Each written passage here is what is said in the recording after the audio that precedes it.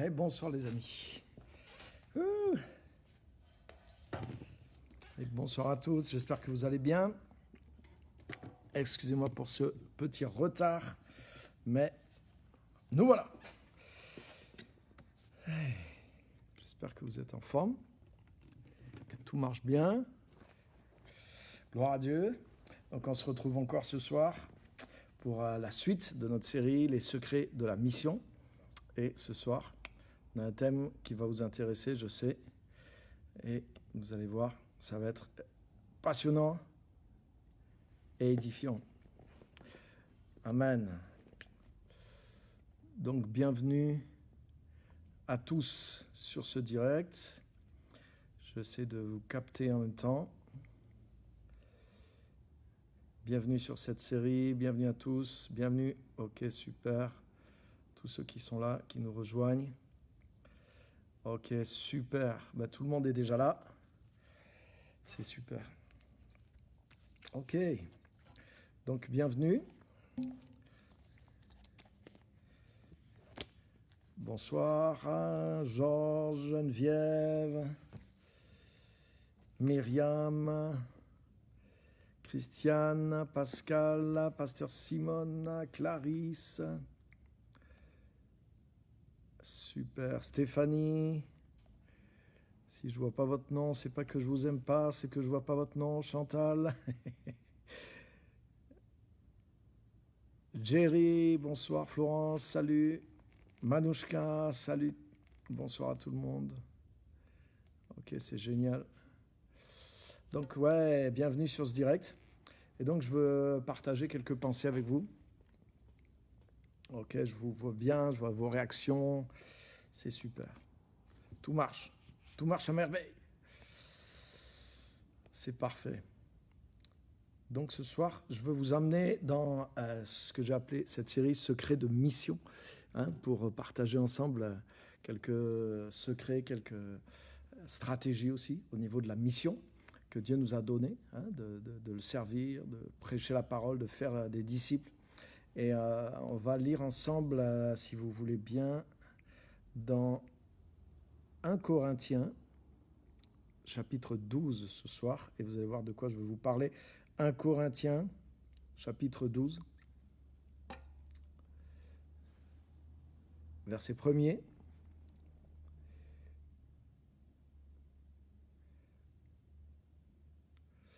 « 1 Corinthiens, chapitre 12, et au verset 1er. Donc, bienvenue à tous. Vous pouvez partager aussi, si vous voulez, sur votre page Facebook. Comme ça permet à vos amis de nous rejoindre et d'être au courant. Ok, super. J'espère que le son est bon. L'autre fois, quelqu'un m'a dit que le son était faible. Donc, je vais sûrement m'équiper avec un petit micro en plus. Mais j'espère que vous entendez bien et que le son est ok.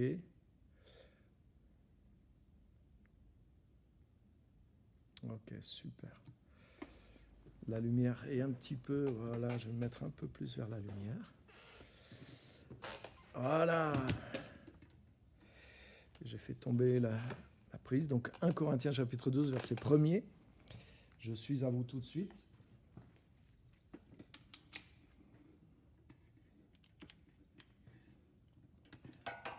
Voilà.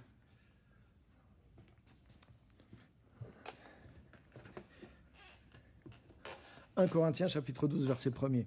En ce qui concerne les dons spirituels, la traduction que j'ai, c'est marqué les réalités spirituelles, les dons spirituels, les dons de l'esprit, les charismes, selon les traductions.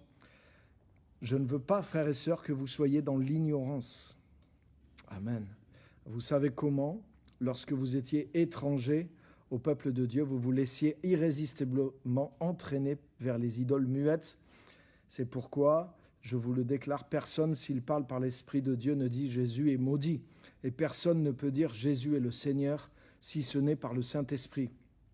Il y a diversité de dons, mais le même Esprit, diversité de services, mais le même Seigneur, diversité d'actes, mais le même Dieu qui accomplit tout en tous.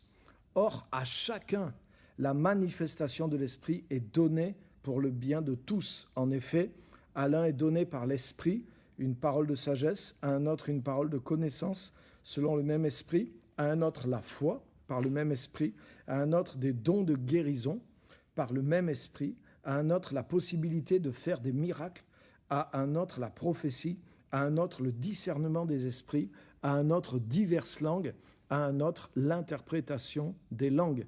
Mais toutes ces choses, c'est un seul et même esprit qui les accomplit en les distribuant à chacun en particulier comme il le veut. Le corps humain, le corps forme un tout, mais a pourtant plusieurs organes, et tous les organes du corps, malgré leur grand nombre, ne forment qu'un seul corps. Il en va de même pour Christ. En effet, que nous soyons juifs ou grecs, esclaves ou libres, nous avons tous été baptisés dans un seul esprit pour former un seul corps, et nous avons tous bu à un seul esprit. Ainsi, le corps n'est pas formé d'un seul organe, mais de plusieurs. Amen. Donc, de plusieurs organes et de plusieurs dons, puisque Paul dit à chacun la manifestation du Saint-Esprit est donnée. Donc, ce soir, je veux vous parler sur les dons du Saint-Esprit, sur la vie, ce qu'on pourrait appeler la vie charismatique, la vie des dons de l'Esprit, la vie avec le Saint-Esprit dans le domaine des dons surnaturels, des signes miraculeux, les dons dont il est parlé dans ce texte et qui nous accompagnent dans la mission. Donc ça, c'est quelque chose de fort, parce que c'est normal. Jésus l'a dit, il a dit, voici les signes qui accompagneront ceux qui auront cru. En mon nom, ils chasseront les démons, ils parleront de nouvelles langues, etc., etc. Donc il y aura des prodiges, des choses miraculeuses qui accompagneront ceux qui me servent. On a vu la dernière fois qu'un des secrets de la mission, c'est de dépendre de Christ. Et lorsque nous vivons dans cette dépendance de Christ, c'est pour ça que ce message fait suite à celui de la semaine dernière, lorsque nous vivons dans cette dépendance de Christ, lorsque nous sommes dans cette relation avec lui, dans cette intimité avec lui, que cette relation avec lui est prioritaire, même sur le service de Dieu, alors il y a quelque chose de merveilleux qui se passe, c'est que, on l'a vu aussi les fois précédentes et j'insiste beaucoup là-dessus, c'est qu'il y a une transformation de notre cœur, de notre caractère, qui devient la ressemblance de Christ. Mais ce qui est extraordinaire aussi, c'est qu'il va y avoir une communication aussi des dons du Saint-Esprit. Et c'est pour ça que tout ça doit s'enraciner dans la relation avec Christ, dans la compréhension de la parole, dans la sagesse de la parole, dans la transformation à la ressemblance de Christ. Et c'est le bon terrain, toutes ces choses-là, c'est le meilleur terrain pour planter les dons de l'Esprit, la vie des dons de l'Esprit, la manifestation des dons de l'Esprit qui vont nous accompagner dans le service. Dieu nous envoie, mais il est avec nous. Il n'est pas seulement avec nous dans notre cœur pour nous réconforter ou même pour nous donner des directions, mais il est avec nous aussi et il agit d'une façon surnaturelle. Le Saint-Esprit agit au travers de nous, que quoi que ce soit que Dieu nous envoie faire sur terre, que ce soit prêcher l'Évangile, ou que ça soit aider les pauvres, et on devrait faire les deux de toute façon.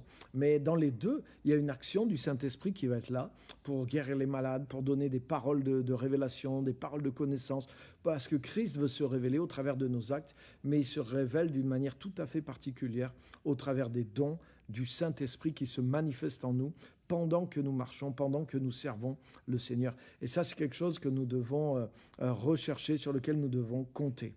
Donc, regardez encore avec moi dans un autre texte avec moi dans l'Épître aux Hébreux. Épître aux Hébreux, chapitre 2. Épître aux Hébreux, chapitre 2, verset 1er. Épître aux Hébreux, chapitre 2, verset 1er.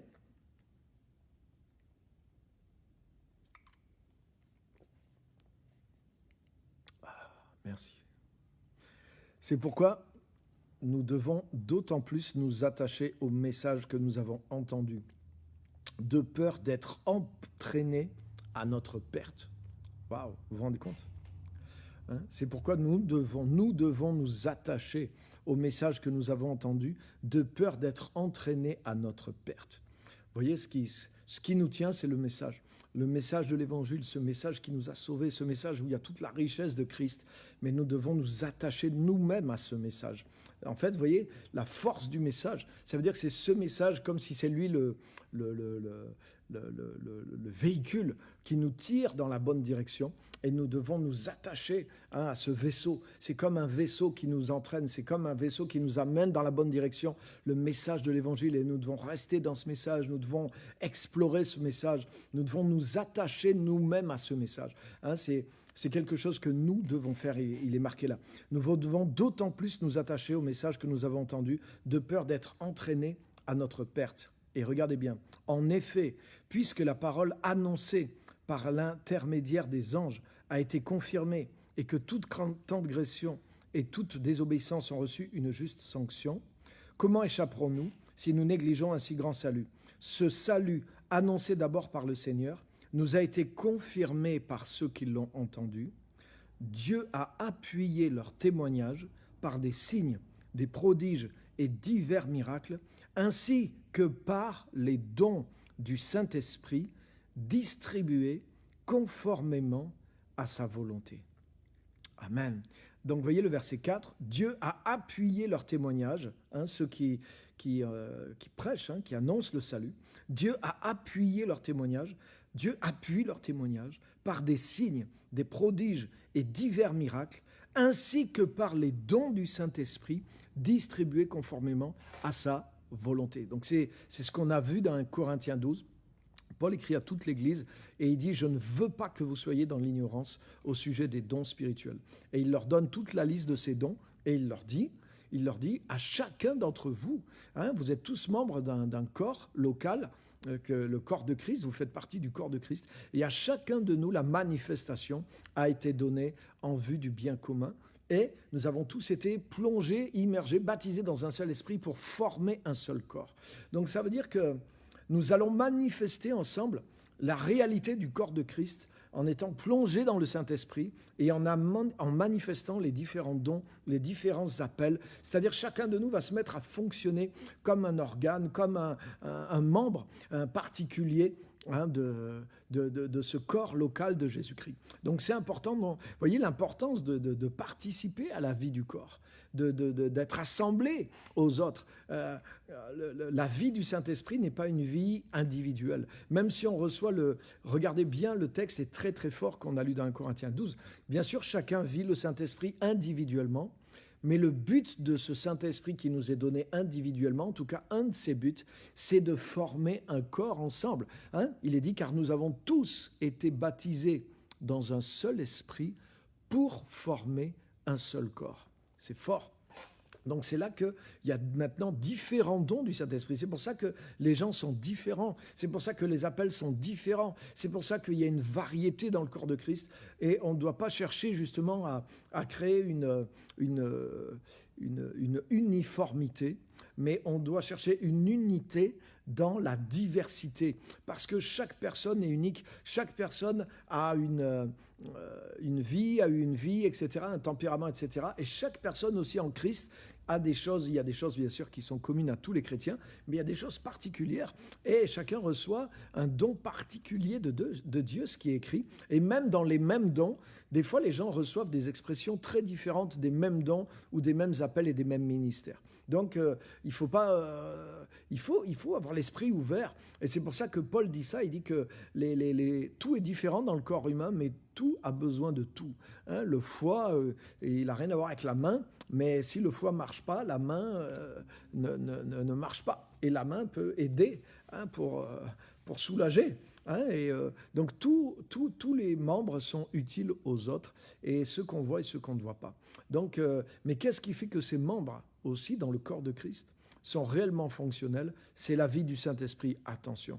Parce que si on vit juste la vie naturelle et la vie charnelle, alors On est comme un membre, mais qui n'est pas en exercice, qui n'est pas vraiment vivant. Et c'est pour ça que Paul nous dit, je ne veux pas que vous soyez dans l'ignorance. Chacun de nous, la manifestation de l'Esprit est donnée. Donc il y a une diversité, on ne peut pas se comparer aux autres, mais on doit chercher en tout cas, pour ce qui nous concerne, quel est le plan de Dieu pour nous, quel est l'appel de Dieu pour nous, quels sont les dons spécifiques, dans quoi je dois m'engager pour servir dans mon église locale. Et en tant que corps maintenant local, comment nous devons nous engager envers le monde? Parce que si nous sommes le corps de Christ, c'est pour agir dans le monde. Quand Christ était sur terre, il agissait dans le monde pour faire des actions fortes dans le monde. Donc c'est à ça que les chrétiens doivent réfléchir. Les enfants de Dieu doivent réfléchir à ces choses-là. Des fois, c'est difficile pour les gens de s'engager dans l'Église, de s'engager dans la vie chrétienne, de s'engager dans le service de Dieu à l'extérieur de l'Église. Et il y a quelque chose qui n'est pas, qui n'est pas de la vie du Saint-Esprit. La vie du Saint-Esprit va te pousser à t'engager. Parce que la vie du Saint-Esprit fait de toi un organe et un membre vivant. Donc quand tu es un organe et un membre vivant, mais tu as envie d'être à ta place dans le corps, parce que l'organe n'est pas là pour fonctionner seul, mais il fonctionne avec l'ensemble des autres. C'est quand il est assemblé aux autres qu'il fonctionne bien. C'est quand il est relié aux autres que beaucoup d'éléments qui sont en lui vont trouver vraiment leur fonction. Donc c'est important d'être là, c'est important d'être dans chaque rouage, c'est important d'être là dans le culte, c'est important d'être là dans les cellules, c'est important d'être là dans les différents services, c'est important de trouver ta place et c'est important de grandir dans le corps, de grandir car avec le corps, et c'est là que tu vas découvrir aussi ton lieu, ta place de service, que tu vas découvrir et te préparer pour aussi les choses que tu dois faire à l'extérieur, que tu vas développer la vie charismatique, la vie des dons du Saint-Esprit va commencer à grandir en toi parce que c'est dans le corps que ces choses, pas toujours qu'elles se manifestent, parce que beaucoup se manifestent à l'extérieur, mais c'est dans le corps qu'elles grandissent, qu'elles naissent et qu'elles se développent. C'est à l'intérieur du corps humain que le corps grandit ensemble, même si le corps va opérer à l'extérieur, mais c'est quand il est assemblé avec les autres qu'il grandit et qu'il trouve les premières choses. Les premières choses dont la main s'occupe, c'est d'abord de son propre corps. On se lave, on mange, mais ensuite elle va s'occuper de l'extérieur parce qu'elle sait fonctionner déjà dans le corps. Donc, Paul dit, je ne veux pas que vous soyez dans l'ignorance. Donc, vous voyez déjà, il y a ces choses-là à comprendre. Vous devez comprendre que Dieu veut travailler avec vous. Vous êtes pas juste un chrétien sauvé, vous êtes aussi un membre du corps. Donc en tant que membre, vous avez un rôle à jouer. Et le rôle, ce n'est pas le titre qu'on va vous donner. Est-ce que le foie sait ce qui s'appelle le foie? Non. Est-ce que mon cerveau sait qui s'appelle le cerveau? Non. Est-ce que ma langue sait qu'elle s'appelle la langue? Non. Mais est-ce que ça empêche à mon foie, à mon cerveau, à ma langue de fonctionner? Pas du tout. Donc, qu'est-ce qui compte? C'est de vivre. Ce qui compte, c'est de vivre la vie du Saint-Esprit, de se connecter aux autres et de chercher à se rendre utile. Ça, c'est tout simple. Souvent, le chrétien se pose des fausses questions. Oui, mais c'est quoi mon don? C'est quoi mon appel dans l'Église? C'est quoi ma fonction? Et tant que je ne sais pas exactement le titre, alors je ne fais rien. Mais ce n'est pas comme ça que ça marche. C'est en commençant à vivre la vie du Saint-Esprit, puisqu'on a vu, on a été baptisé dans un seul esprit pour former un seul corps. Vous voyez, vous avez été baptisé dans un seul esprit pour former un seul corps. Donc si tu vis la vie de l'esprit, tu vas être rendu vivant. Et si tu es vivant, les choses qui sont en toi vont s'animer naturellement. Et tu vas aller. Et si tu commences à servir, pour moi, le meilleur conseil que je donne pour développer tes dons, ta place de service dans l'Église et à l'extérieur de l'Église, par l'Église, c'est de faire ce que l'Ecclésiaste dit. Tout ce que ta main trouve à faire, fais-le. La première chose, c'est sois vivant, c'est-à-dire entretiens une relation avec Dieu, telle que tu vas être vivant, rempli du Saint-Esprit, et viens dans toutes les réunions où tu vas à l'Église, dans tout ce que tu fais à l'Église, essaye de venir le plus rempli du Saint-Esprit possible. C'est-à-dire, viens pas juste pour recevoir, oui, tu viens recevoir, mais viens pour donner aussi. Remplis-toi du Saint-Esprit et viens pour apporter quelque chose. Viens pour apporter la louange. Ce qui crée la puissance dans le culte, mais c'est la louange. Et la louange, ce n'est pas que l'estrade. Non, la louange, là où il y a l'onction qui vient sur nous, c'est quand tout le peuple de Dieu vient donner sa louange à Dieu. Ne serait-ce que ça, viens donner la louange. Quand tu viens à la cellule, donne de ton amour, donne de ton soutien, donne de tes prières. prière. Ne demande pas simplement, reçois, mais donne. Veille à ce que tu sois quelqu'un qui donne autant que tu reçois. Apprends de ceux qui sont qui ont un peu plus d'expérience que toi. Apprends de ceux qui sont les responsables, que ce soit les responsables de la cellule, les responsables de l'Église, et du respect pour ceux qui sont dans la responsabilité. Dans l'Église, c'est pas comme dans le monde. Tu ne deviens pas responsable parce que tu es pistonné. Donc, tu n'es pas toujours responsable parce que tu es meilleur, non. Ou parce que tu es parfait, non. Mais en général, c'est qu'il y a une certaine expérience et il y a quelque chose que Dieu permet que tu puisses apprendre à d'autres. Et c'est ça que tu dois respecter. C'est-à-dire, tu dois respecter le fait qu'il y a Christ qui est là dans les différentes strates de l'Église. Même si l'Église est imparfaite, tu pourras toujours trouver à redire. Moïse était l'homme le plus patient de toute la terre, c'est écrit. Mais pourtant, sa sœur l'a critiqué, son frère, qui était ses collaborateurs, l'ont critiqué. Mais attention, Dieu s'est occupé d'eux. Donc ça veut dire que même les plus grands responsables qui ont été sur terre n'ont pas été parfaits. L'apôtre Paul a repris une fois l'apôtre Pierre publiquement parce qu'il faisait quelque chose qui n'était pas tout à fait juste. Vous pouvez trouver ça dans les Galates. Mais n'empêche qu'il est de la sagesse de Dieu d'avoir une autre attitude. C'est pas comme dans le monde, c'est pas l'autorité du monde. Notre rapport à l'autorité doit changer quand on est en Christ. On doit comprendre que les gens qui sont là se sont consacrés depuis des années pour nous servir et pour faire avancer l'œuvre de Dieu. Donc leur raison d'être, c'est celle-ci. Et pour que Dieu puisse travailler efficacement au travers d'eux, mais il faut que tu reçoives Christ qui est en eux, quelque chose de Christ qui est là. Donc bien sûr, il y a Christ en toi aussi, c'est ce qu'on est en train de voir, mais c'est juste pour te donner des bons conseils pour bien fonctionner dans le corps de Christ. Donc, si tu comprends ces choses-là et que tu vis uni au corps de Christ, sois rempli de la vie et fais tout ce que ta main trouve à faire. Cherche à donner et cherche à servir le Seigneur. Rends-toi utile. Tu n'as pas besoin encore de savoir à quoi tu es appelé. Tu es appelé à servir et tu es appelé à être rempli du Saint-Esprit. Ça, je peux te le garantir. Donc, si tu viens avec l'humilité, l'amour de Christ, le désir de servir, que tu respectes ce qui est en place et que tu cherches à ajouter, à contribuer, à bénir, à édifier, à encourager, à servir, à te rendre utile. Mais tout ça, c'est des caractéristiques de la nature de Dieu, de Jésus. Et là, tu es sur une bonne base pour que les dons du Saint-Esprit que Dieu a placés en toi, puisque tu as vu ce qu'on a lu dans 1 Corinthiens 12, il dit « Je ne veux pas que vous soyez dans l'ignorance, voilà les dons, et sachez qu'à chacun, la manifestation de l'Esprit est donnée en vue du bien commun. » Ça veut dire qu'il n'y a aucun chrétien qui est bien disposé, qui vit avec le corps de Christ, qui n'a pas des dons spirituels à l'intérieur de lui. Tous ont au moins un, et on peut en avoir d'autres. Au contraire, Dieu veut qu'on manifeste plusieurs dons, que Dieu veut travailler avec nous dans différents dons. C'est pour ça qu'il nous dit aspirer aux dons les meilleurs, etc., etc. Donc, tu peux être sûr de ça. Tu peux être sûr qu'il y a au moins un don spirituel, un don surnaturel, tu te rends compte? Signes, prodiges, les miracles, ces choses-là il y a quelque chose qui est à l'intérieur de toi déjà. Tu n'as pas besoin de recevoir. Si tu as l'Esprit de Christ, alors c'est la manifestation que tu dois rechercher. C'est comment manifester ces dons, et la base sur laquelle elles se manifestent. Les premières choses que tu dois faire, c'est celles dont je viens de parler. C'est celles dont je viens de parler. Oui, c'est juste ça. Et tu n'as pas besoin de savoir quel don tu as. Travaille sur cette base et tu vas voir, les dons vont sortir. Si tu aimes les gens, si tu aimes servir le Seigneur, si tu aimes servir dans ton église, si tu aimes servir les gens en dehors, si tu aimes l'œuvre du Seigneur, mais forcément, tu vas développer un cœur qui est conforme au cœur de Dieu. Et dans ce cœur-là, tu vas voir, les dons de l'Esprit vont se manifester. Et la compassion de Dieu va se manifester pour telle ou telle chose, tel ou tel domaine. Et là où tu vas être sensible, là où tu vas être attiré, là où tu vas avoir envie de faire l'œuvre de Dieu, de servir le Seigneur dans ce domaine, de faire quelque chose dans ce domaine, d'intervenir dans ce domaine, avec ce qui t'est propre, avec ce qui t'est particulier. Mais tu vas voir que si tu es vivant dans l'Esprit, le Saint-Esprit va commencer à mettre des choses particulières en toi.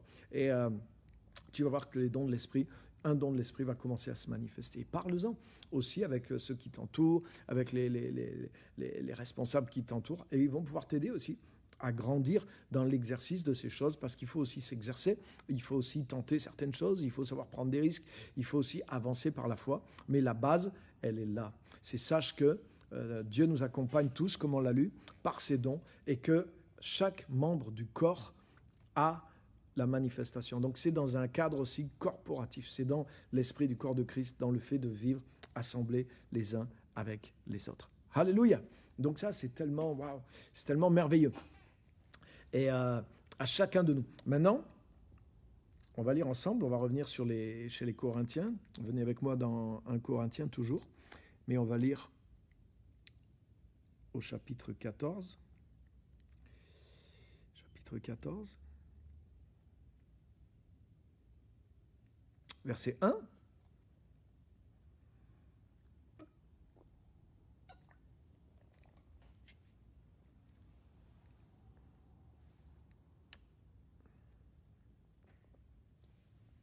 Chapitre 14, verset 1. Il est dit, recherchez l'amour, c'est la nature de Christ, hein, tout le chapitre 13 est consacré à ça.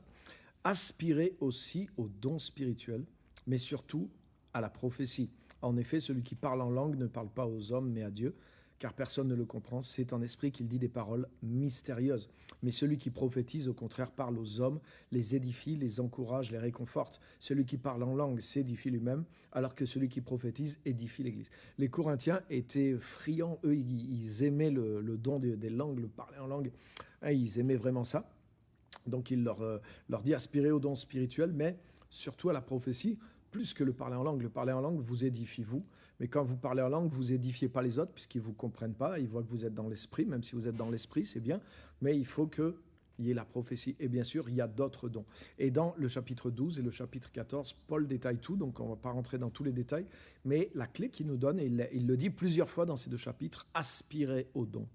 Aspirer, désirer ardemment. Il y a une traduction qui dit « désirer ardemment les dons spirituels ». Il y a aussi un verset dans ces chapitres qui dit « aspirer, désirer ardemment les dons les meilleurs ». Désirer les dons les meilleurs. Donc ça veut dire que, déjà ça veut dire deux choses. Ça veut dire que c'est ouvert. C'est-à-dire même s'il est dit que Dieu distribue les dons à chacun selon sa volonté, c'est la manifestation des dons qui se manifestent selon la volonté de Dieu.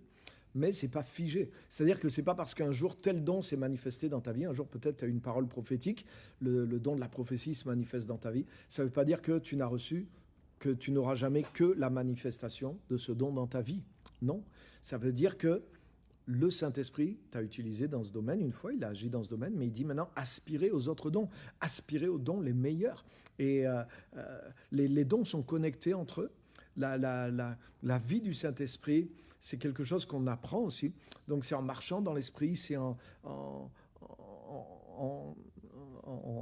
fonctionnant dans les dons. Hein. Des fois, on apprend aussi, on grandit dans les dons de l'esprit. Aussi, peut-être ça vous paraît drôle, mais c'est vrai. C'est-à-dire qu'on grandit dans l'exercice des dons, comme tu peux grandir dans la prédication. Plus tu connais Dieu, plus tu connais la parole, plus ta prédication devient meilleure. Mais il en est de même dans la prophétie. Et la prophétie n'est pas infaillible. Hein. Le don de prophétie du Nouveau Testament, tel qu'on le parle là, c'est pas quelque chose d'infaillible. Hein. La Bible dit d'examiner la prophétie, et la Bible nous dit d'aspirer aux dons les meilleurs et de progresser. Hein. Il nous dit si quelqu'un prophétise, que les autres les autres prophètes aussi jugent la prophétie. Donc ils vont examiner et peut-être ils vont dire, peut-être certains vont pouvoir aider des plus jeunes qui commencent à la prophétie pour leur dire tiens, ça c'était bien, par contre ça ouais, etc., etc., etc. Donc on pourra grandir dans tous ces détails-là et on peut en reparler aussi, on peut faire quelque chose aussi là-dessus.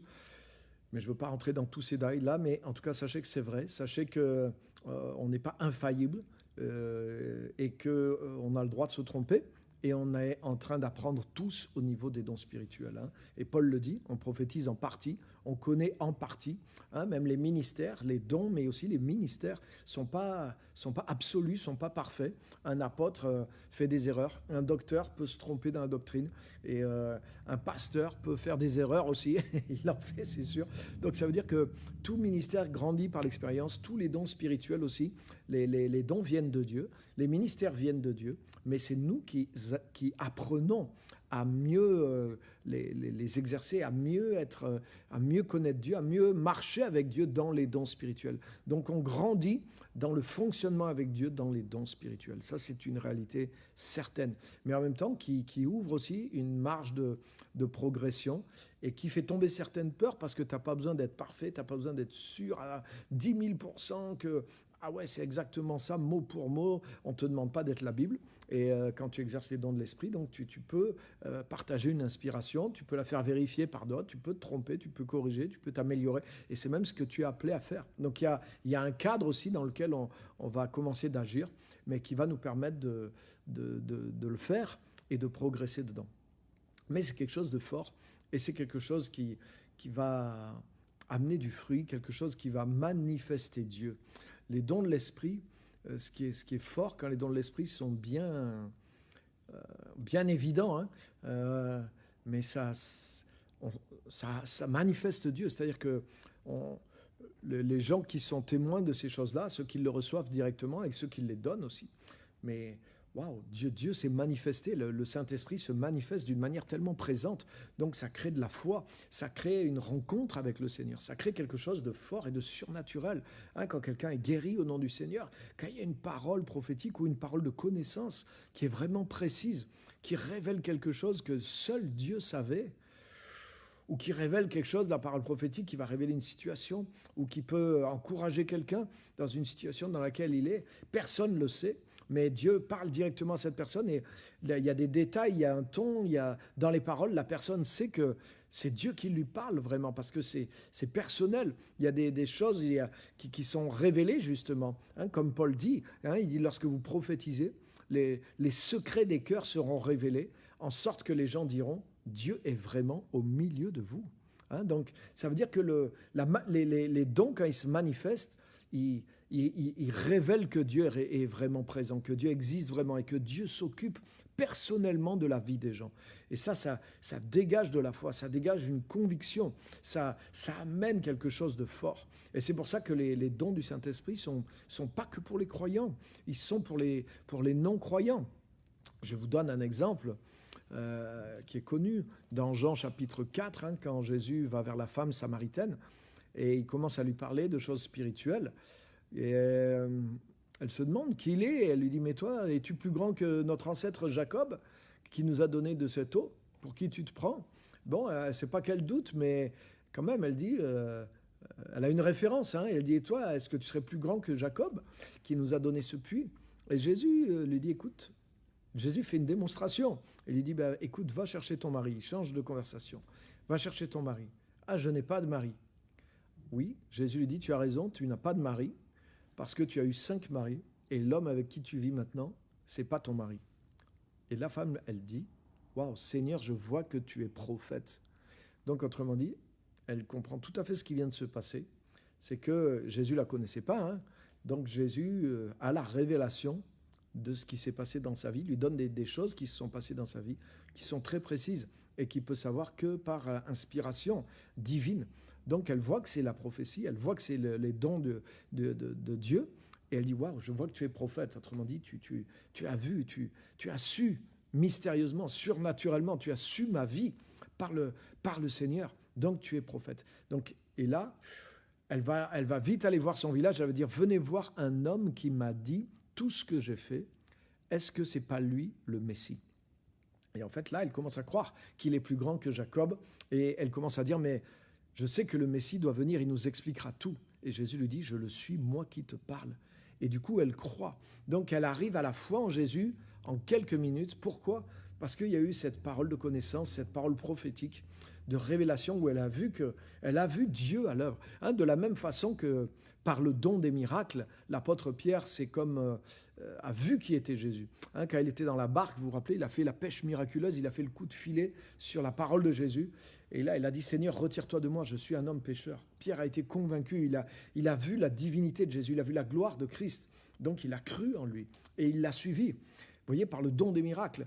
Et là, par le don de la parole de connaissance, de la prophétie, cette femme, elle va croire en Jésus et elle va convaincre son village. Et elle va amener le village vers Jésus. Et quand le village va voir Jésus et parler plusieurs jours, 2 jours avec lui, tout le village va croire en Jésus. Ils vont dire, on l'a entendu nous-mêmes. Et maintenant, on sait que c'est vraiment lui le sauveur du monde. Donc, vous voyez comment les dons de l'Esprit peuvent agir en faveur des gens dans la mission.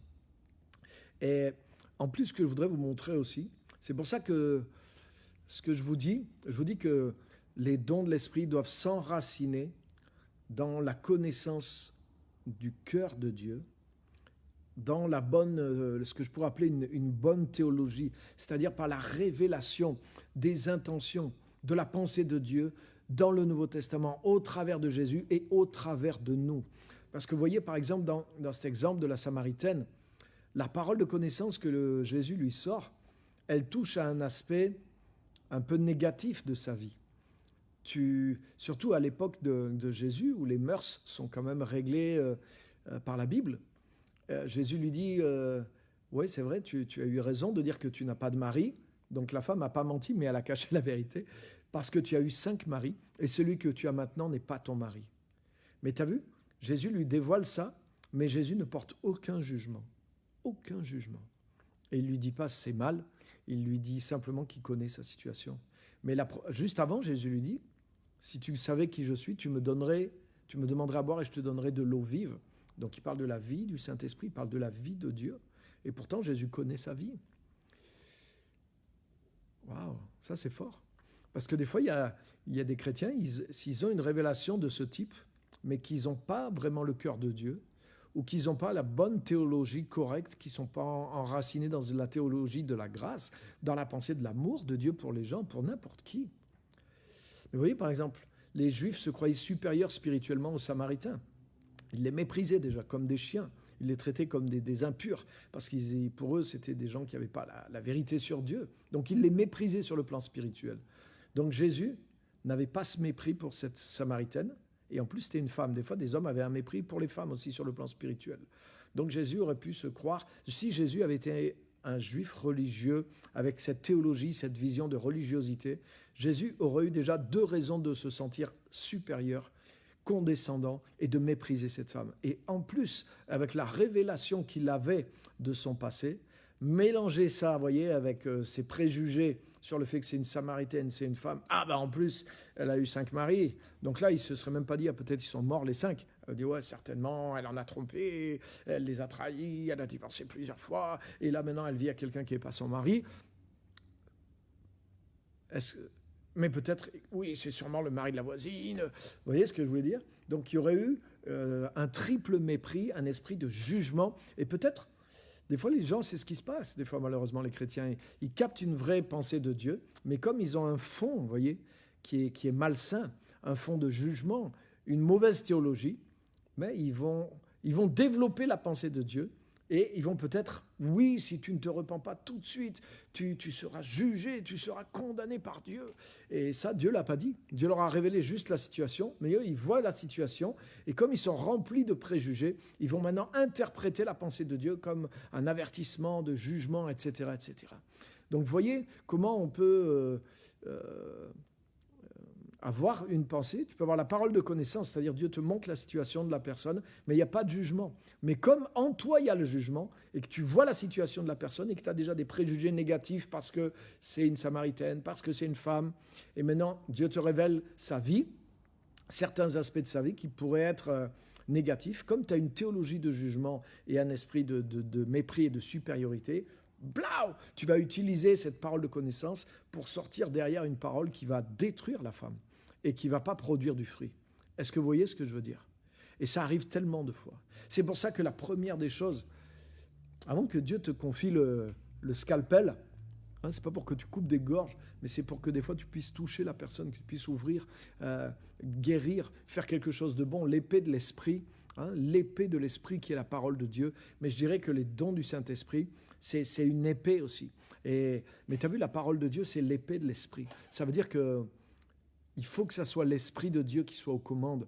Pas juste, il ne faut pas que ça soit une mauvaise vision de Dieu, un esprit de jugement qui utilise une parole qui vient de Dieu, mais blanc, comme l'apôtre Pierre a fait. Il a coupé des oreilles quand il a voulu défendre Jésus. Il a tranché des oreilles que Jésus a dû recoller après par derrière. Donc c'est pour ça que là où doivent grandir les dons du Saint-Esprit, le climat dans lequel tu dois commencer, mais tu dois t'asseoir aux pieds de ceux qui connaissent Dieu, aux pieds de ceux qui ont le cœur de Dieu. Tu dois devenir un membre du corps. Tu ne dois pas aller puiser ta théologie dans tous les sens. Et tu dois rectifier ta théologie pour découvrir Dieu tel qu'il est, tel que ceux qui le connaissent aussi, ce Dieu de grâce, ce Dieu d'amour, le manifestent dans leur vie et vont te le révéler, non seulement dans leurs enseignements, mais dans leur comportement aussi, et dans la manière dont ils exercent les dons de l'Esprit. Alléluia! Regarde la réaction de Jacques et de Jean, dans l'évangile aussi de Luc, on n'aura pas le temps de le voir, mais mon heure approche. Et quand Jean et Jacques, un jour, étaient avec Jésus, ils traversaient un village de Samaritains, justement, et les Samaritains, sachant que c'était des Juifs qui allaient à Jérusalem, ne leur ont pas donné l'hospitalité ni de logement pour la nuit. Vous voyez, il y avait cette haine entre ces deux peuples. Et la première réaction de Jean et de Jacques, les disciples de Jésus, « Seigneur, est-ce que tu veux qu'on demande au feu, qu'on demande à Dieu d'envoyer la foudre, le feu du ciel sur eux, pour que la foudre les consume, les détruise, les tue ?» Et Jésus leur dit, « Vous ne savez pas de quel esprit vous êtes animés, car je ne suis pas venu pour détruire les gens, mais pour les sauver. » Mais eux, et tu vois, ils avaient une référence dans l'Ancien Testament. Ce n'était pas tout à fait les mêmes circonstances, mais l'homme de Dieu, Élie, on a voulu l'arrêter. Et lui, il a dit, « si je suis un homme de Dieu, que le feu du ciel tombe. » Et c'était des soldats, et les soldats ont été consumés par la foudre. Et c'était dans l'Ancienne Alliance déjà. Et donc, ce n'était pas du tout le même contexte, et c'était dans l'Ancienne Alliance. Donc, ça montre que dans la Nouvelle Alliance, tu ne peux pas appliquer les choses que tu as vues dans l'Ancienne Alliance. Les dons de l'esprit, la prophétie en particulier, ne fonctionnent pas avec la même théologie, n'est pas là pour manifester la même révélation. Tellement important de comprendre ça. Paul parle que le ministère de la Nouvelle Alliance, contrairement à celui de l'Ancienne Alliance, l'Ancienne Alliance, Paul dit, c'était un ministère de condamnation. Et le ministère de la Nouvelle Alliance, c'est un ministère, le seul but du ministère de la Nouvelle Alliance, c'est de rendre les hommes justes. C'est ce qu'il est écrit dans 2 Corinthiens chapitre 3, 4 et 5 et dans la Bible, le ministère de la justification.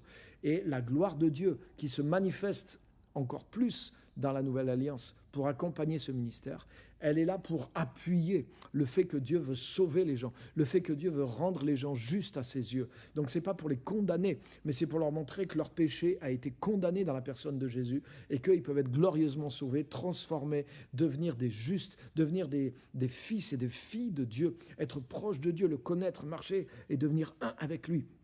Donc tous les dons de l'esprit qui se manifestent dans le monde ou dans l'Église, ils sont liés au ministère de la Nouvelle Alliance, qui est un ministère de justification, qui manifeste le cœur de Jésus envers les gens. Ça, c'est tellement important de comprendre ça.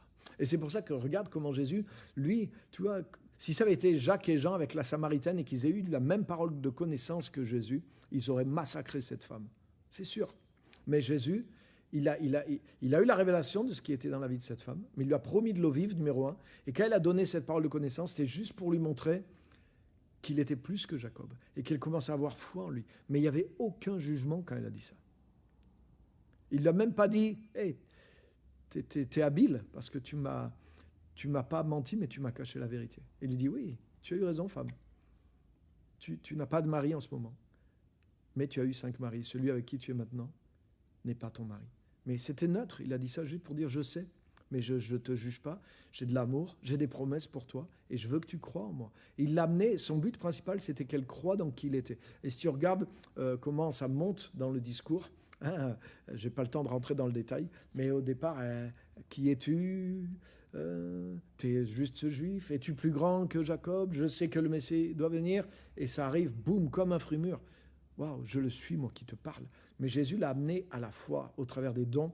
Et donc son but, son intention, c'est de l'amener à la foi. Et une fois qu'elle croit, elle va chercher le village, elle dit « Hey, venez voir, c'est le Messie, j'en suis sûr, il est prophète, c'est lui, ça peut être que lui. » Et elle amène son village à la foi. Donc Jésus a communiqué la foi de Dieu à cette femme au travers des dons, parce qu'il avait lui, il avait l'esprit de Christ, et la bonne théologie, il manifestait le vrai Dieu et la manifestation de la nouvelle alliance. Donc, il a utilisé les dons dans le but de créer la foi de Dieu dans cette personne. Donc, vous voyez, ça veut dire qu'il faut avoir bâti un certain cadre dans ta vie pour que tu sois efficace dans les dons. Parce que tu pourras avoir les dons, mais faire du mauvais travail avec, comme avec une épée, tu peux couper des oreilles. Donc, c'est tellement essentiel de te bâtir dans l'esprit, dans les fruits de l'esprit, dans le corps de Christ, d'apprendre de ceux qui manifestent le cœur de Christ, les dons de l'esprit, de respecter aussi comment Dieu travaille aussi avec les gens qui t'entourent et que Dieu a mis auprès de toi dans l'Église aussi pour que tu apprennes. Bien sûr, tu apprends par l'esprit, tu apprends par la parole, mais tu apprends aussi auprès de gens qui sont là. Donc fais-le. Fais-le et tu auras de la sagesse. Et tu vas voir que si tu es dans ce cadre-là, et si tu respectes et que tu travailles dans ce que je t'ai dit, que tu respectes ces pas-là et que tu aspires aux dons, mais tu vas voir, les dons vont commencer à se manifester dans ta vie. Et si tu n'es pas sûr, ben justement, parle-en avec ceux qui sont avec toi. Parle-en avec les responsables qui t'entourent. Tiens, j'aspire aux dons en ce moment. Et recherche des opportunités, demande des opportunités. Quand tu reçois quelque chose, tiens, j'ai reçu ça, partage-le avec un responsable en qui tu as confiance, et demande-lui qu'est-ce que tu en penses. Guide-moi, est-ce que tu penses que c'est de Dieu? Quelle partie je dois garder? Peut-être quelle partie je dois améliorer? Quelle partie je dois corriger? Et est-ce que tu penses que je peux le donner? J'ai eu cette pensée. Commence pas à faire ne sois pas un tireur d'élite, hein, ne sois pas non plus quelqu'un qui va voir les gens, leur dit voilà, Dieu m'a dit ça pour toi, Dieu m'a dit ça pour toi, comme ça d'une manière un peu sauvage. Travaille avec le corps de Christ, travaille avec intelligence et tu vas grandir dans la sagesse et dans l'utilisation des dons du Saint-Esprit. Mais chacun de nous a la manifestation et ces dons sont puissants, ils manifestent la réalité de Dieu dans le temps. Il dit si quelqu'un prophétise, ils diront que Dieu est au milieu de vous. Voilà, verset 24, je termine avec ça, 1 Corinthiens 14, 24. En revanche, si tous prophétisent et qu'un non-croyant ou un simple auditeur entre, il est convaincu de pécher par tous, il est jugé par tous. Les secrets de son cœur sont dévoilés et il tombera le visage contre terre pour adorer Dieu en déclarant que Dieu est réellement au milieu de vous. Donc, quand les dons du Saint-Esprit se manifestent, la parole de connaissance en particulier, la parole prophétique, les dons de révélation se manifestent comme ça, vous voyez, comme avec la femme samaritaine, mais la personne, elle voit que Dieu s'est approché d'elle, Dieu est réellement là. Ce n'est pas juste un discours général, mais là, c'est Dieu qui manifeste son amour pour montrer aux gens qui s'occupent d'eux, qu'il les guérit, qu'il leur parle, qu'il les connaît, connaît leur situation, il les encourage, il leur donne des solutions. Donc, ça rend Dieu présent et vivant, et Dieu comme adapté, et avec une action de Dieu plutôt adaptée à la situation que vivent les gens. Donc, c'est une démonstration de Dieu dans la réalité de la vie des gens. Et franchement, c'est puissant. Même quelqu'un qui ne croit pas, même quelqu'un qui est athée, devant des choses comme ça, il peut croire en un instant, parce que là, il y a une démonstration de Dieu. Donc, il y en a qui croiront peut-être pas en le voyant, mais il y a des gens qui croiront pas quand tu en prêches l'évangile, mais qui croiront en voyant la manifestation des dons de l'Esprit. Et puis, voilà, il y a non seulement, comme on a vu, là, même les non-croyants, hein, ils adoreront Dieu, mais donc, bien sûr, pour le croyant ou celui qui est entre deux, ou à n'importe quelle étape où on en est spirituellement, c'est encourageant, c'est nécessaire. Et c'est tellement puissant lorsque on voit Dieu se manifester clairement et répondre à des besoins précis, à des questions précises, etc., etc. Donc ça, c'est à ta portée. Il y a un cadre, il y a une recherche, une inspiration, il y a la croissance dans une pratique, mais ça vaut tellement la peine et c'est tellement merveilleux de se lever et de grandir dans ces choses-là. Alléluia. Moi, quand j'ai entendu parler de ces choses-là, quand j'étais jeune chrétien, mais tout de suite, j'ai eu cette soif, j'ai eu cette aspiration. Je dis, mais c'est fantastique, on peut vivre ça, les miracles, les paroles. Et j'ai commencé à chercher Dieu, pour ça. Et waouh. Bien sûr, je voudrais vous dire, la première marche, c'est le parler en langue. Parce que le parler en langue te permet de t'édifier toi-même. Et la Bible dit, celui qui prie en langue, il prie en esprit. Et donc, ça veut dire que ça t'amène dans la dimension de l'esprit. Ça te connecte à cette dimension dans laquelle les dons se manifestent. Hein, vous voyez, par exemple, la Bible nous dit de vivre dans l'esprit, de marcher dans l'esprit, mais des fois, on se dit, mais c'est où? Il est où mon esprit? Où est l'esprit dans mon esprit? Des fois, ce n'est pas toujours évident. Mais il y a un moyen sûr même quand tu es novice, c'est quand tu pries en langue. La Bible dit, celui qui prie en langue, prie en esprit. C'est ton esprit qui dit des mystères. Et son intelligence est stérile. Et je prie en esprit, je chante en esprit quand je chante en langue. Donc tu peux être sûr d'une chose, c'est que quand tu es bien sûr dans la relation avec Jésus et que tu pries en langue, que tu prends du temps pour prier en langue dans ta vie personnelle, c'est un don pour s'édifier soi-même essentiellement. Donc tu es en esprit. Et crois-moi, quand tu t'es édifié dans ton esprit, c'est comme si ton esprit il est affûté, il est en éveil. Et c'est la meilleure condition aussi pour pouvoir être sensible, parce que c'est dans le même endroit que les autres dons vont arriver, que la parole de connaissance, ou la prophétie, ou le miracle, ou la foi, c'est dans ton esprit, ça vient dans ton esprit. Et quand tu parles en langue, c'est comme si tu éveilles cette dimension de toi, comme si tu exerces cette dimension de l'esprit, elle est en éveil, elle est allumée, et elle est prête, elle est réceptive. Le fait de prier en langue rend ton esprit réceptif aussi aux autres dons. Donc si tu ajoutes ça à ce qu'on a vu, au fait d'aspirer, au fait d'être encadré, au fait d'avoir une bonne attitude, le cœur de Dieu, une bonne théologie, d'être associé au corps de Christ. Mais là, tu es comme une plante plantée parfaitement au bon endroit, et tu vas voir que les dons de l'esprit vont pas tarder à commencer et à se manifester ou à progresser dans ta vie, si ça a commencé et que tu vas exercer des dons meilleurs. Et je pense que c'est le temps pour certaines personnes de rentrer dans des dons nouveaux, et c'est le temps aussi d'aspirer à des dons nouveaux. Peut-être ça fait longtemps que tu parles en langue, tu n'as jamais prophétisé, ou une ou deux fois, alors que ça fait 5 ans ou 10 ans que tu es chrétien. Non, rentre dans la prophétie, progresse dans le don de la prophétie, recherche la parole de connaissance, recherche la foi pour la guérison, etc. etc. Toi qui es peut-être dans tel ou tel domaine, mais aspire aux dons les meilleurs, c'est ce que dit la parole. Donc il est temps pour toi de grandir, il est temps pour toi de te lancer, il est temps pour toi d'explorer. Attends pas juste que ça vienne, mais comme tu as fait pour aller vers ces dons-là, mais tu as tenté des choses, tu t'es dérangé pour changer de dimension. Et comme la chenille qui enlève une dimension pour aller dans une autre, il n'y a qu'une métamorphose pour la chenille, mais il y en a plusieurs pour le chrétien. Et aller dans des dons nouveaux, c'est une forme de métamorphose aussi. Et Dieu t'appelle aussi, le Saint-Esprit t'appelle à une gloire plus grande, à exercer des dons plus grands, à oser, même si tu as fait quelques erreurs, ne t'arrête pas. Peut-être quelqu'un est en ligne, il a fait 1 ou 2 dons, ça ne s'est pas très bien passé, peut-être quelqu'un t'a corrigé, tu l'as vécu personnellement, t'a corrigé dans le sens, t'as dit non, c'est pas comme si, puisque c'est comme ça, je ne ferai plus rien. Non, c'est pas la bonne attitude, c'est une attitude immature, et passe par-dessus, et dis, ok, qu'est-ce que je dois apprendre, et comment améliorer. C'était pas pour que tu arrêtes, c'était pour que tu t'améliores. Donc améliore-toi et ne t'arrête pas, passe par-dessus, ne sois pas choqué, ne sois pas offensé, mais passe par-dessus ces choses. Et c'est comme ça que tu vas grandir, c'est ce à quoi Dieu t'appelle. Et je pense que ça, c'est une parole aussi pour plusieurs personnes qui sont en ligne aujourd'hui. Donc que Dieu vraiment vous bénisse. Et je veux regarder les questions et les commentaires maintenant. Amen. Donc bonsoir à tous ceux que je n'ai pas salués tout à l'heure. Ignace, depuis la Côte d'Ivoire, bienvenue. Marie-Claude, Martial, soyez bénis, soyez bienvenus. Joël, le son est mauvais. Ah mince, un peu plus fort serait bien. Mince, je le vois que maintenant, je suis désolé.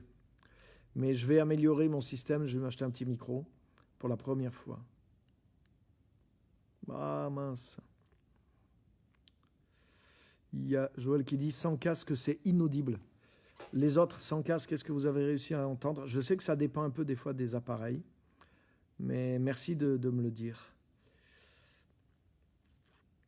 Bon, apparemment, il y en a qui ont suivi. Ok, je vois des petits likes. Jean-François, salut, bienvenue. Sullivan, bienvenue.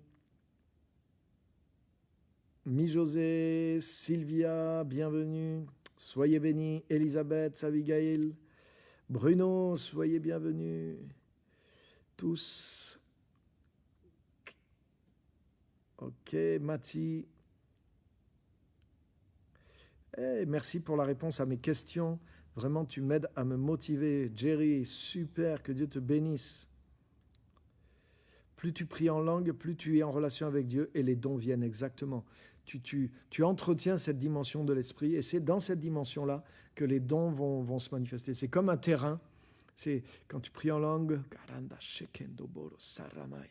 tu vois, tu es dans une dimension, bien sûr, dans la relation avec Christ, et tu es dans une avec tout le reste de l'édification, mais c'est une édification spéciale. Celui qui prie en langue, il est en esprit, il parle à Dieu, il dit en esprit des mystères. Donc c'est comme si tu es dans un jardin et tu cultives cette terre, et c'est là que vienne la réception, que c'est là que pousse que vient la révélation. C'est dans le même endroit spirituel, dans ton esprit. Donc le fait de parler en langue t'édifie dans ce domaine-là. Très important.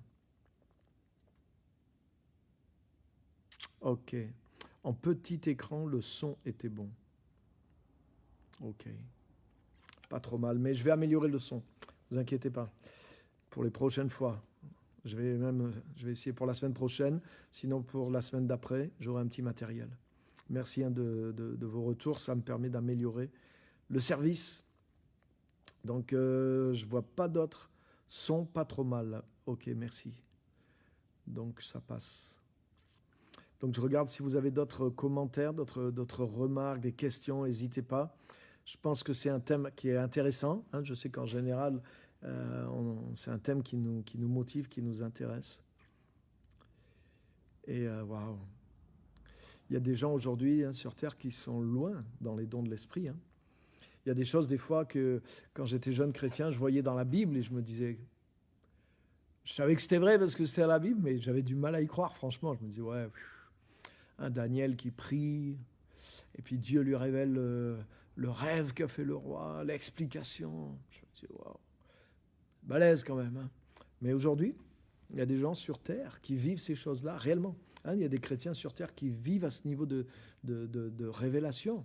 Et quand on vit la vie du Saint-Esprit, mais waouh, ça nous arrive d'avoir des paroles de connaissance, des choses précises. Moi, ça m'est arrivé plusieurs fois, ça m'arrive régulièrement de vivre ces choses-là. Et franchement, c'est extraordinaire. Et même pour moi, c'est extraordinaire.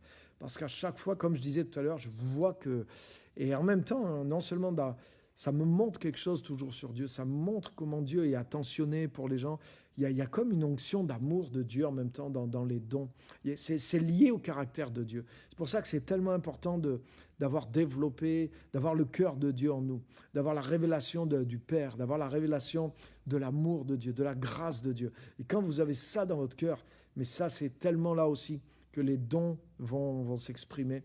Et comme je l'ai dit, c'est avec ça que vous allez faire vraiment le bien que Dieu veut que vous fassiez avec les dons, avec la révélation. Que Dieu vous bénisse. En mettant sur la télé, le son est parfait. Ok, merci. Ok, super. Super message. Merci, merci, merci. Donc, je regarde au niveau des commentaires ou des questions. Je sais que des fois, je les reçois un petit peu après sur le téléphone. Je ne sais pas pourquoi. Donc, désolé si vous avez mis quelque chose et que je ne le vois pas. Je ne vous boycotte pas. C'est que des fois, l'appareil ne me les restitue pas toujours. Et oui, pas de condamnation dans la prophétie. Amen, très important. L'apôtre Paul, il donne les directions. Il dit la prophétie, elle édifie. Donc, elle construit spirituellement. Elle console. Et elle motive, elle exhorte, elle encourage. Exhorter, il y a des chrétiens, exhorter, pour eux, ça veut dire taper à coups de bâton sur quelqu'un. Non, exhortation, c'est pousser en avant, c'est motiver, c'est inspirer et pousser quelqu'un à l'action. Donc, c'est pas reprendre. Exhorter, c'est pas reprendre. Donc, il peut y avoir un aspect correctif dans une parole prophétique, c'est possible. Mais les directions, c'est-à-dire le but final, il est décrit. Il y a trois directions à la prophétie. Édifier, donc exhorter, encourager et consoler. Donc voilà, une prophétie qui ne respecte pas ces directions-là, elle est douteuse déjà. Elle est douteuse. Et oui, c'est pas moi qui le dis, c'est la parole. Donc il y a beaucoup de choses à savoir. Et il y a des gens aussi qui confondent prophétie et prédiction. Donc il peut y avoir un aspect de prédiction dans la prophétie, mais ce n'est pas le mot prophétie, en tout cas, et le don de l'esprit de la prophétie, il n'a pas pour but essentiel de prédire. Donc ça aussi, on y reviendra aussi, il y a beaucoup de choses à savoir. Mais déjà avec ce que vous avez aujourd'hui, là, si j'avais su ça, déjà avec ça, vous pouvez aller loin. Avec ce que vous avez eu dans ce message, vous pouvez aller loin. Et vous savez que maintenant, chacun de nous, la manifestation de l'esprit est donnée, donc elle est là. Donc il faut activer ça. Il faut vous attendre, il faut aspirer, il faut rechercher, il faut persévérer, il faut progresser, il faut grandir, mais il ne faut pas lâcher l'affaire. C'est tellement passionnant, ça crée une soif. Et la soif de passer d'un don à un autre don, d'une dimension à une autre dimension plus grande. Et c'est à ça que Dieu nous appelle et en appelle plusieurs. Ça me servira prochainement. Amen. Amen. Bienvenue Yannick aussi, Yannick Beaufort de Côte d'Ivoire, qui va être là sur l'événement. Alléluia, fin novembre. Merci, sois le bienvenu. Tu vas voir cet événement, 3 jours à Abidjan va être extraordinaire. Donc je voudrais juste terminer par la prière. Et je voudrais prier pour que quelque chose soit activé spirituellement dans chacun de vous pour marcher dans ces choses. Pas juste non seulement les dons spirituels, mais voyez tout le cadre de recherche qui est autour. Tu vois, tout le cadre de recherche, tout ce dont j'ai parlé, l'attitude, l'attachement au corps de Christ, et la soif, l'aspiration, et le travailler communautairement. Je veux prier pour cet ensemble-là. Donc, si tu es prêt à vivre ça un petit peu dans ce contexte, prépare-toi et reçois. Et parce que je voudrais vraiment prier, je crois que par l'Esprit de Dieu, par la prière, ces choses vont être comme activées, vont être boostées. Et tu vas être propulsé dans ces choses-là. Si tu veux vraiment cet ensemble, tu vas voir, il va y avoir comme tu vas être propulsé. Ma prière, c'est que tu sois propulsé dans ces choses-là et que tu sois encouragé et que tu te mettes à l'œuvre dans les jours, les semaines, les mois qui viennent au nom de Jésus-Christ. Ne termine pas cette année sans être passé dans une autre dimension si c'est ton aspiration profonde. Alléluia. Et c'est possible. Et c'est ce que tu vas vivre si tu te tiens à ça et que tu lâches pas le morceau jusqu'à la fin de l'année. Si tu en fais un objectif d'ici la fin de l'année, un objectif de tête dans les plus importants et que tu le poursuis, bien sûr, si tu n'y penses plus du tout, mais si tu le poursuis d'ici la fin de l'année, que tu le nourris, mais tu vas voir la propulsion et la progression, je te le garantis. Donc Père, c'est ma prière pour chaque personne qui est en ligne, pour qu'elle soit propulsée, pour qu'elle soit motivée, pour qu'elle soit réencouragée, que les dons qui ont été mis en sommeil, comme Paul dit à Timothée, ranime la flamme du don de Dieu qui est en toi. Et le Saint-Esprit veut t'encourager à dire non, c'est bon ce que tu as reçu, ne le laisse pas s'éteindre, reprends-le, Dieu l'a pas ôté. Ça ne dépend pas de la souveraineté de Dieu, mais c'est à toi de ranimer simplement la flamme du don de Dieu. Ne te décourage pas, ne vois pas que c'était négatif ce que tu as apporté. C'était bon ce que tu as apporté, tu peux l'améliorer, mais il y avait des choses excellentes et ça vient du Seigneur ce que tu as apporté. Donc ne le laisse pas en friche, mais ranime la flamme du don de Dieu qui est en toi. Ça, c'est une parole aussi pour plusieurs qui sont là. Et Dieu veut t'encourager, Dieu veut t'utiliser de plus en plus. Et je vois quelqu'un aussi dans l'esprit qui est là à l'écoute, et quelqu'un qui évangélise, quelqu'un qui a la passion, qui gagne les âmes. Et c'est comme si souvent tu as la parole de connaissance à fleur de peau, et des fois tu n'oses pas trop, et le Seigneur veut t'encourager à oser. Et peut-être ce que tu peux faire, c'est, parce que des fois ton problème c'est comment je le donne, comment j'aborde les gens, surtout ceux qui ne connaissent pas tout ça. Je te donne un petit conseil tout simple de la part du Seigneur. N'arrive pas forcément en disant voilà, le Seigneur me montre, le Seigneur me dit, mais tu peux poser juste des questions. Tiens, est-ce que par hasard tu ne serais pas en ce moment dans telle ou telle situation ? Ben oui, écoute, je marche avec le Saint-Esprit, je marche avec le Seigneur. Écoute, j'ai cette pensée du Seigneur à cœur, j'ai l'impression que tu te retrouves dans telle et telle situation. Et le Seigneur me montre que voilà, j'ai ce sentiment en moi fort qui vient de Dieu, que je pense qu'il vient de Dieu. Et le Saint-Esprit voudrait t'encourager parce qu'il voudrait faire telle ou telle chose, ou tu vas voir, il va se passer telle ou telle chose. Ou alors, je voudrais prier pour toi pour que tu sois guéri. Tu vois, tu peux aborder les choses tout doucement et laisse la personne aussi te donner un retour. Oui, mais c'est vrai. Oui, ce que tu me dis, c'est vrai, ça correspond à ma situation. Wow, c'est super. Est-ce que tu serais d'accord que je prie pour toi ? Est-ce que tu serais d'accord que je te donne vraiment la pensée ? Oui, vas-y. Voilà toute la pensée. Mais écoute, c'est super. Laisse la personne aussi interagir. Et tu verras, ça ne fait pas baisser ton autorité. Tu n'es pas là pour manifester ton autorité, tu es là pour manifester Dieu. Et tu vas voir que ça te rapproche des gens et ça te permet de les amener même plus loin dans le Seigneur. Donc, Saint-Esprit veut encourager quelqu'un qui est là, qui évangélise. Et tu as l'amour de Dieu pour les âmes.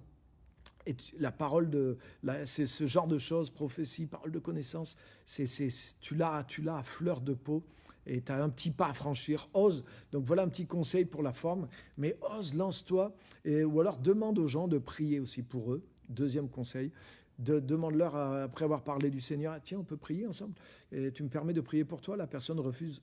pratiquement jamais.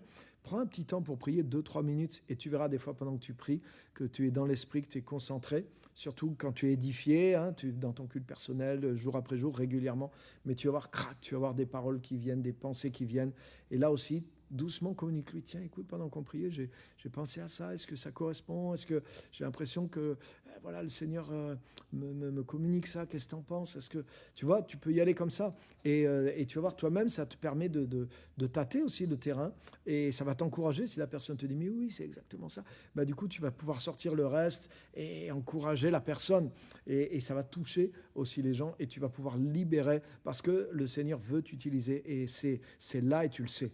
Donc, sois encouragé, sois libéré au nom puissant de Jésus, qu'il y ait un souffle nouveau qui vienne sur toi dans l'évangélisation, accompagné de paroles de révélation, de paroles prophétiques, de guérison, de paroles de connaissance, de manifestation de l'amour de Dieu pour les âmes, et que comme Jésus a gagné la Samaritaine et d'autres gens derrière elle, mais Dieu te donne les clés pour pouvoir ouvrir des groupes de gens et pour que des groupes de gens soient gagnés, parce que c'est vraiment, c'est ton appel, c'est vraiment ton fardeau, c'est vraiment quelque chose de fort sur toi, et le Saint-Esprit te dit continue, je suis avec toi, ne te décourage pas, et utilise cet outil en plus dans ton arsenal, dans ta boîte à outils. Utilise ces dons parce qu'ils sont là et ils sont à fleur de peau. N'aie pas peur, tente, sois audacieux, recommence, perfectionne-toi, mais tu vas voir, je veux t'utiliser et ça va débloquer des gens et des groupes de gens qui vont venir à moi au travers de mon amour manifesté par ces choses dans ta vie. Amen, te dit le Seigneur. Et Seigneur, je prie pour chaque personne qui est là en ligne, pour que par ta grâce et ta gloire, mais les dons, la poursuite des dons, la soif des dons soient activés, et que d'ici la fin de l'année, soient propulsés dans une dynamique, dans la parole, dans la communion avec toi, dans le parler en langue, dans le corps de Christ, dans tout cet ensemble de choses, toute cette dynamique qui va les mettre en œuvre, non seulement pour commencer dans les dons, mais pour d'autres personnes à se lancer dans d'autres dimensions de foi, de guérison, de dons nouveaux, et à passer dans une autre étape pour pouvoir être plus efficace dans le service de Dieu. Seigneur, qu'il y ait tout un entraînement, toute une école, tout un mouvement de l'esprit qui vienne dans plusieurs d'ici la fin de l'année, et que ça soit comme un temps spécial de Dieu pour eux, pour grandir, et que les choses progressent, et qu'il y ait une propulsion par le Saint-Esprit dans la vie de chacun, au nom puissant de Jésus-Christ. Merci Seigneur, tu libères cette action, tu libères cette soif, tu libères cette poursuite en eux qui n'oublient pas, mais qui persévèrent, et qu'il y ait cette grâce qui les accompagne au nom de Jésus, qui ait du fruit aussi avec ces dons. Merci Seigneur, au nom de Jésus, amen et amen. Waouh, super, super, super. Emmanuel, Yves, Cédric, sois bénis de nous avoir rejoints. Donc de toute façon, si vous avez loupé le départ, ça reste sur la page Facebook. Vous pouvez repasser le live et le revoir à nouveau. Donc merci à tous, que Dieu vous bénisse. Je vous encourage aussi à lire les livres. J'ai toute une série de livres à présent. Il y en a un autre qui va bientôt sortir. Et je vous encourage à lire les livres, parce qu'il y a des choses dedans, il y a des fondements. Justement, je parlais d'un cadre, je parlais d'un fondement pour avoir une bonne théologie. Mais je vous encourage à lire les livres, à lire Kit de survie, à lire Ne vous contentez pas d'exister, à méditer, à installer. Ces livres sont comme des choses qui vont vous donner des fondements solides en tant que chrétien, en tant que serviteur de Dieu. Et utilisez ces livres. Contactez-moi si vous avez besoin qu'on vous les envoie, si vous êtes loin. Il y en a en Côte d'Ivoire, il y en a dans plusieurs pays. Donc, contactez-moi et je peux les envoyer facilement aussi. Donc, que Dieu vous bénisse. Rendez-vous pour ceux qui sont sur nos églises, Saint-Éloi-les-Mines, Clermont-Ferrand. Rendez-vous dimanche à 10h. Je sais qu'on a un week-end aussi de rencontres sur Clermont-Ferrand, donc que Dieu bénisse tous ceux qui vont participer. Ça va être quelque chose d'extraordinaire. Et dans le cadre aussi de l'Université de la vie, que Dieu vraiment vous bénisse. Et bon week-end à tous, bon culte à tous. Si vous êtes dans la région de Clermont-Ferrand, Saint-Éloi-les-Mines, vous êtes sans église, mais rejoignez-nous. Venez au culte à 10h. On vous communiquera les adresses, et joignez-vous à l'église locale. Si ça fait trop longtemps que vous êtes resté chez vous, enlevez la poussière de votre chaise et revenez participer à la vie du corps de Christ, parce que là est la vie, psaume 133. Que Dieu vous bénisse et à très bientôt pour de nouvelles aventures. Merci à tous d'avoir été là. Je vous aime, Dieu vous aime, soyez bénis, encouragés dans ces choses-là. Secret de mission, la semaine prochaine, on continue. Merci à tous, Dieu vous bénisse.